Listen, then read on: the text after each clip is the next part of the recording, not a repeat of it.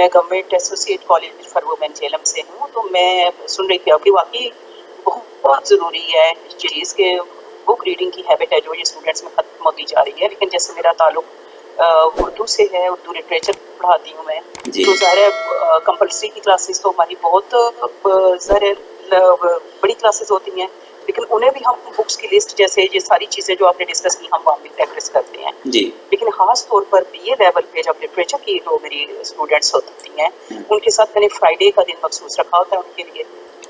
اور پھر میں انہیں کہتی ہوں کہ کوئی بھی اپنی پسند کا جو بھی ایریا ہے, کوئی شاعری کی کوئی وہ کسی کا دیوان پڑھے, کوئی ناول پڑھے, بے افسانہ پڑھے, پھر ہم ڈسکشن کرتے ہیں. اور پھر یہ کہ جو بھی وہ پڑھ کے آئے ہیں اپنا ایکسپیرینس دوسروں کو بتائے وہ کتنی انٹرسٹنگ چیز پڑھ کے آئے ہیں, تاکہ باقی بچے ہیں جو وہ بھی اس کی طرف راغب ہوں.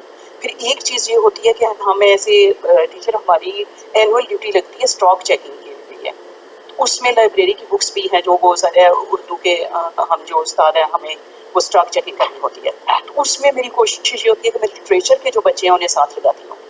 تو پھر میں انہیں کہتی ہوں کہ آپ ایک لسٹ بنائیں, جو آپ کے انٹرسٹ کی کتاب آپ کے نظر سے گزرتی ہے اس کی آپ لسٹ بنا لیں, اور پھر میں اپنے نام پر ایشو کروا کے انہیں دیتی رہتی ہوں سال پر, کیونکہ بچوں کے اگر اکاؤنٹ پہ نہیں بھی زیادہ ایشو ہو سکتی تو جو بچے پڑھنے والے ہیں تو اس طرح سے. تو یہ کوشش ہم کرتے ہیں. اس کے باوجود کئی دفعہ ہوتا ہے کہ جتنا ہم چاہ رہے ہوتے ہیں اس طرح سے اسٹوڈنٹس کی طرف سے آؤٹ پٹ نہیں آتی, لیکن یہ کہ اگر استاد کوشش کرے تو ضرور. اور خاص طور پر لٹریچر اور لینگویج پڑھانے والے ہیں جو انہیں تو ظاہر ہے یہ کرنا پڑتا ہے.